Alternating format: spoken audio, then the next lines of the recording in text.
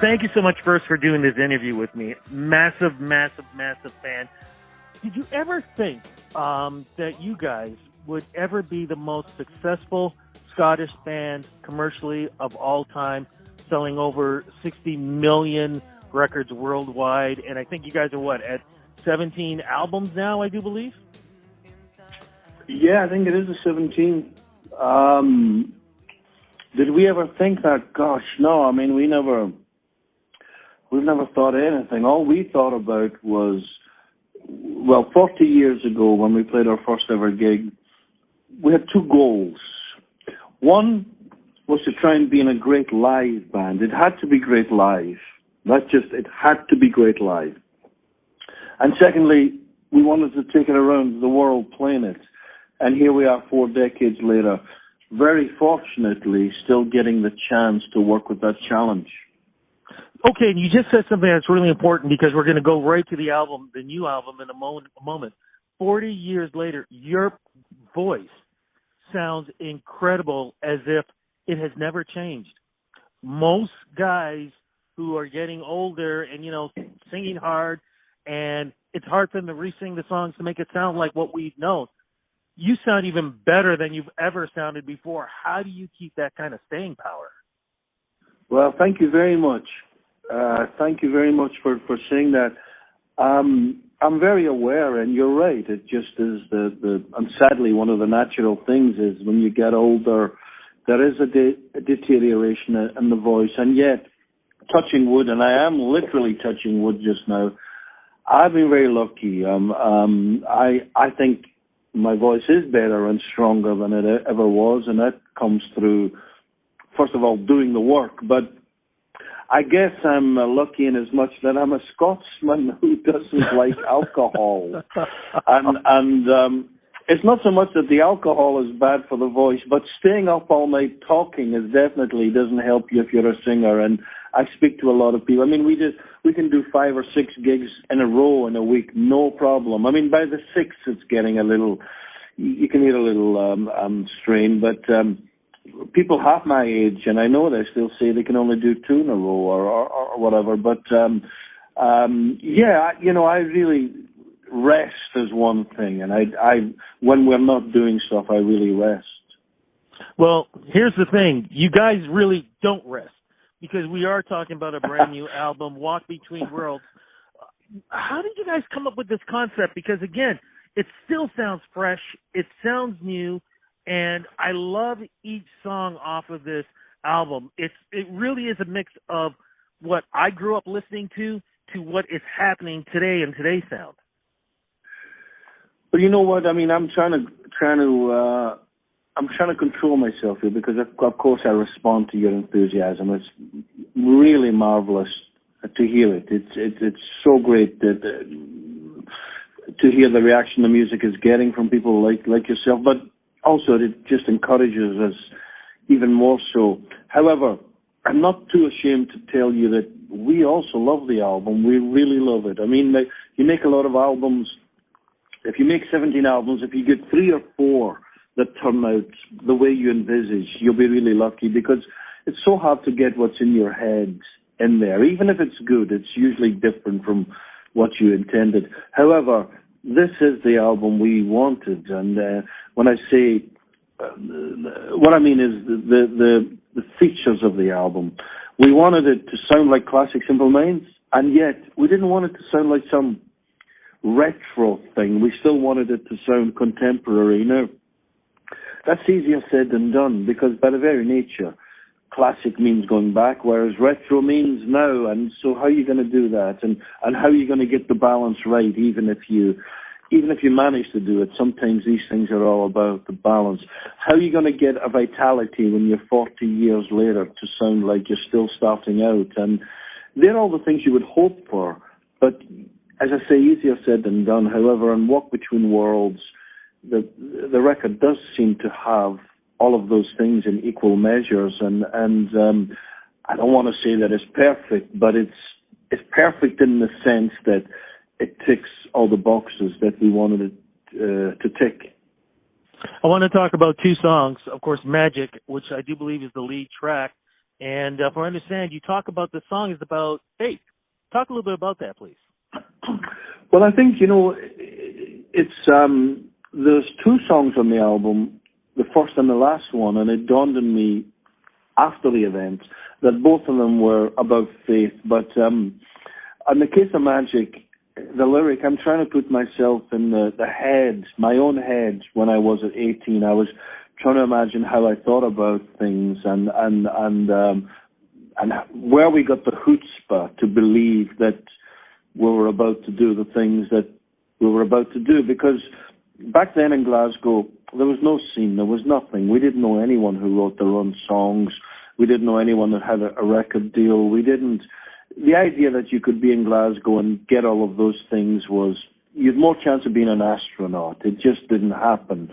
However, we built our thing and we believed that it could happen. I mean, literally, we believed magic would have to be involved. So, because what other word could we use to describe it? But certainly when I started to hear, even when I was 18, 19, the stuff that was coming out Charlie Burchill's amplifier, to me it was magic. I couldn't give you a different word. I don't play music, so I couldn't tell you what was going on technically. I just knew what it was doing to me physically and emotionally, and there's a kind of magic involved. So that's what I'm trying to write about in that song.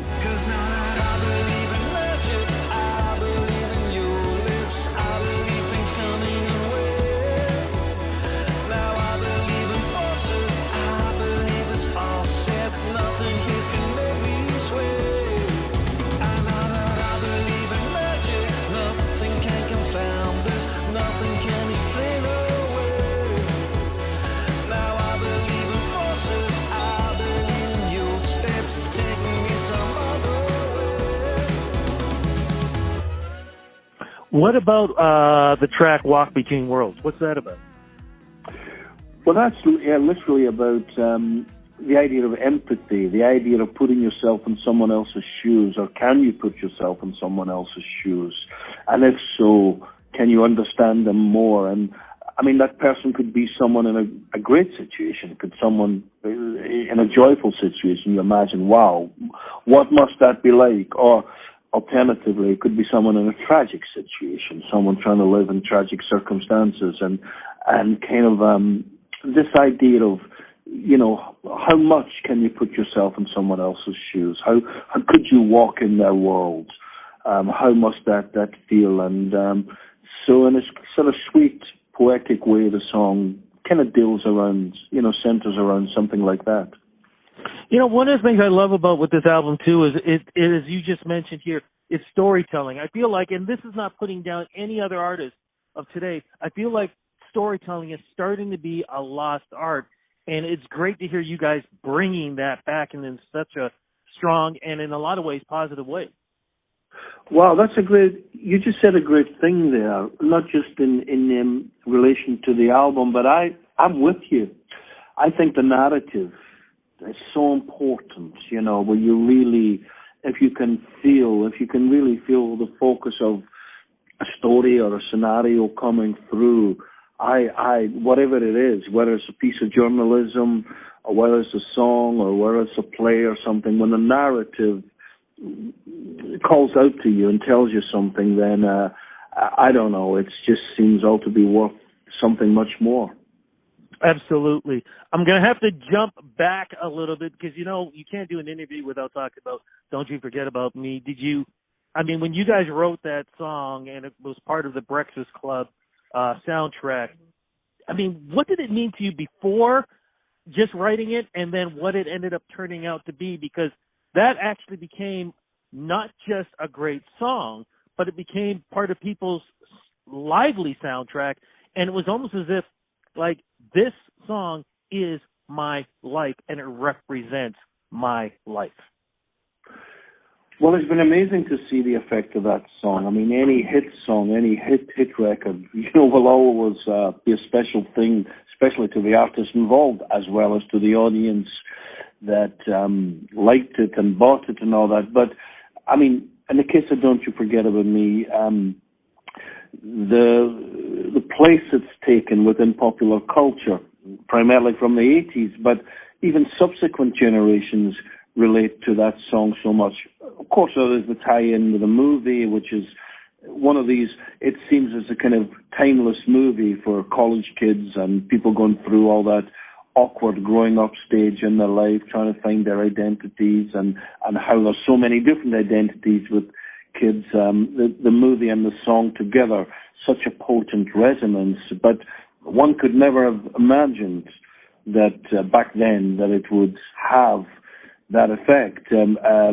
We put our heart and soul into the record. I mean, actually, we didn't write that song. It was presented to us along with the idea of the movie. And in fact, we resisted it for a while, but we're ever so glad that in the end, the director, John Hughes, and the record producer, Keith Forsey, charmed us into going into a studio in Wembley for a few hours one dull afternoon in London, and here we are all these years later still talking about it.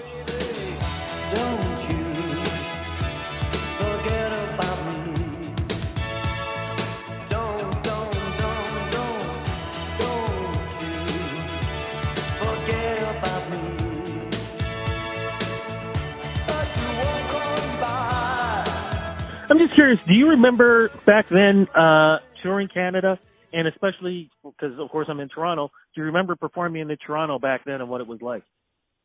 Oh, man, I remember it clearly as anything, and I tell you, because it hand on heart, Toronto, Canada, was one of the first places to really encourage Simple Minds. I mean, we had a record deal in Canada before we had a record deal in the States, so it was really Canada that made it possible for us to, because we'd make a little money there, which would finance some dates in the States. But Canada, I remember, you used to have this great club called The Edge, and that was back in the day. And, you know, people were so enthusiastic, and you had the real cutting-edge radio station there as well. I forget the name of it. But not only Toronto, you know, I've got great memories of going through Winnipeg, Calgary, Saskatoon, Saskatchewan, all of these places where we were essentially learning the ropes. We were learning our trade. And, you know, we got so encouraged that in that time we weren't selling records. So you needed people to make you feel good when you're on stage, and people made us feel great. And so Canada to Simple Minds, apart from the fact we've got so many friends still there, and of course the whole Scottish thing in Canada as well. But come on, Canada is cool. Some of the greatest music ever has come out of Canada, and so we'll always, and I say that as someone a record collector and a fan of music, I have a special place in my heart for Canada. Look, I'll let you go. Thank you so much for the interview. Thank you so much for the music from back in the day. Thank you for the great music of today. But just thank you for entertaining us for 40 years. Well, listen, when we do get to Canada, after all the kind things you said to me there, I hope I get to shake your hand. I'm crossing my fingers on that too, my friend. Thank you again. Take care. And like I said, all the cross best. Fingers. We'll see you in Canada. Bye-bye.